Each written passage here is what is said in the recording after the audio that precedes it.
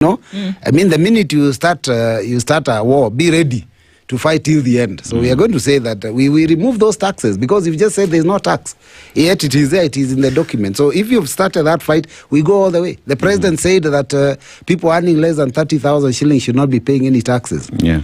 And it is nowhere in the bill. You know, is somebody supposed to ask me where is that clause? Everybody had the president. So, and it's a finance bill that makes real any promise that has a tax issue, implication.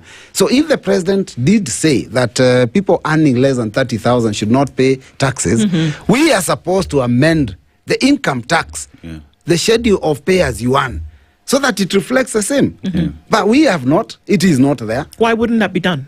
Because these people are they're very good at fake promises. So the promises will be given, and then when we say we want this in the bill, you'll be asked what clause. The president spoke. He didn't quote a clause. He spoke in public. Every Kenyan had. And there are people who are banking on that promise, of course, to not be taxed if they earn under 30,000 shillings. Of course. And the only way that this can actually become a reality is if it is in the law. Of course, that is it, and we've said that we'll propose it, and they will reject it. I know.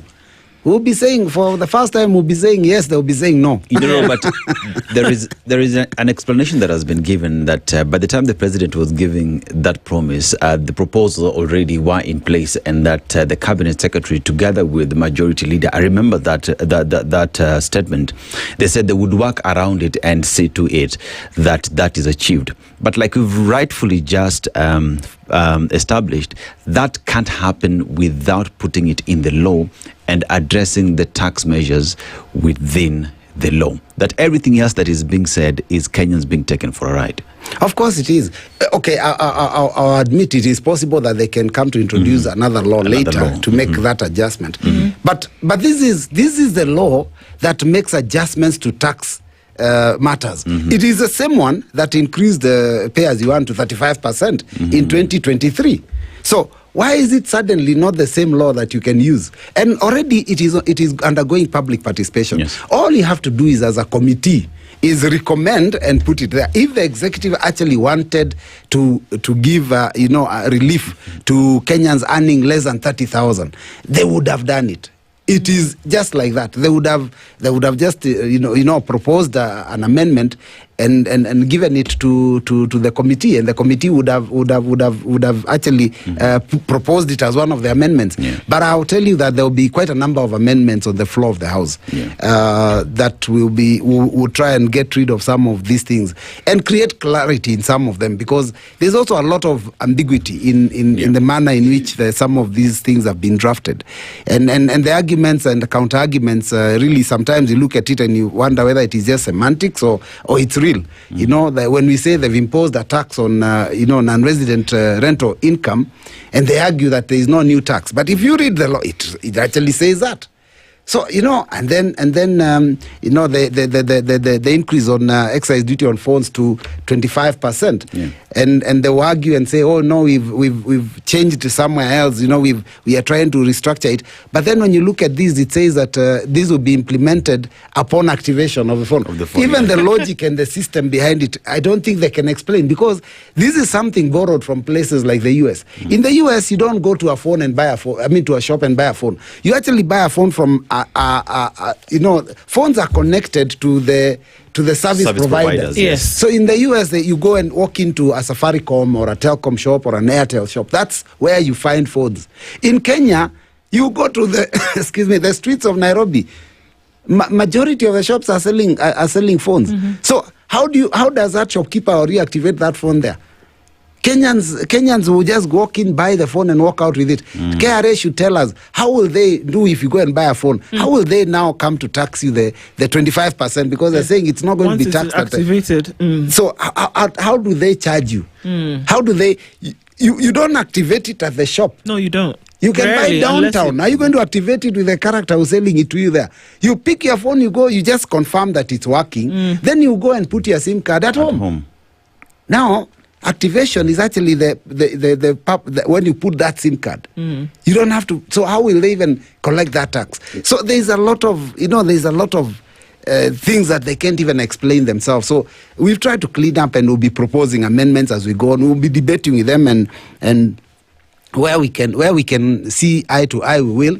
Where we don't, we will oppose them, and we will fight. But when you're on the floor of the House and you're making your submissions, you've been given your time, and perhaps you are opposing a clause here, and there's still distraction that we continue to see. How do you go around it? Is there a possibility of prosecuting the matter and not being able to air out your views? Yes, but the beauty is that once you're recognized by the speaker, your mic is the only one that is on. So basically what you say will be heard, and it will go unanswered.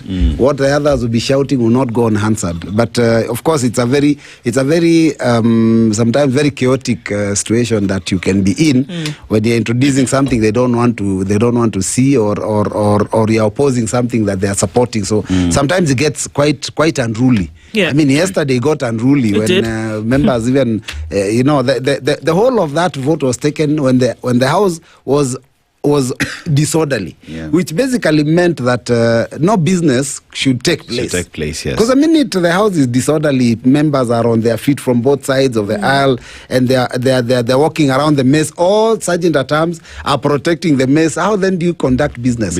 And everybody is shouting. So I thought to myself, you show Kenyans a lot of drama. I mean, why would you pass it at that time? Why not just say, let's go for lunch, let's meet at 2:30. We prosecute this business when we have cooled down. But the attempt to rush the process means we don't care. I hear you. But is there any give in this that we can say, okay, do you get to the point whereby both sides can agree that this actually should be removed, or this should be kept, or this should be edited a little bit so that it's a little bit more, consumable for people? Because at the end of the day, this is for people of Kenya. So I'm really keen to understand what then the process is for today. Or is it just a rush thing? Let's see, if you have an argument, doesn't matter, we toss it out the window, but we're going to conclude this today no matter what? Or is there actually an appetite to see that the things that are being argued and debated on then are implemented? Because then the last 2 days would have been a waste of time. Yeah, I agree with you totally. And in fact, I want you to, Kenyans should watch what happens today in Parliament, because every clause will actually be read out. And where there is amendments proposed, they will be discussed, they will be mentioned. Everybody who has a proposed amendment will be given an opportunity to prosecute it. So Kenyans should listen keenly, so that the arguments and counter-arguments can be heard. So that at the end of the day, once we are making a decision on that clause, then Kenyans know what we have agreed on. If we were to decide to be decent with each other, we can actually do that process seamlessly. And we, I can assure you, my team and I are not going to be, unruly in any way. We're going to attempt to push through the amendments that will help our people, and we are going to support any amendment that is that takes away pain from our people, and we are going to oppose any proposal that imposes excessive taxes on our people. At the end of the day, Kenyans must know that this finance bill, even though the majority side wants to paint it as very rosy, and they are trying to sugarcoat it, the intention is to raise more revenue from Kenyans. The intention is to tax you more. That's what must come out clearly. So we are looking for those areas where they are taxing you more. And we are saying, you don't have to tax us more. You are the ones who have come up with this excess budget. You should have cut the budget, cut your cloth according to your size. When you have a budget with a whole of 1.1 trillion, how do you run a country that way? So for us, and then you keep borrowing. They got into office and said, if you're in a hole, stop digging. They've dug themselves completely underground. I mean, you can't even see them anymore. So for us, we will try our best, and we hope that today will be a decent day. The shouting, I hope, doesn't continue, because at the end of the day, also what happens that all of us, even whether you're on the side that is opposing, supporting, it also sends a message about us as a house. Yeah. And like you just said during break, I mean that it's an embarrassment to the country. The house becomes a laughingstock, and this parliament will probably go down in history as the worst ever since the promulgation of the 2010 constitution. So I can tell you, I've been in the first two and I'm in this one, and I can tell you there's a huge difference.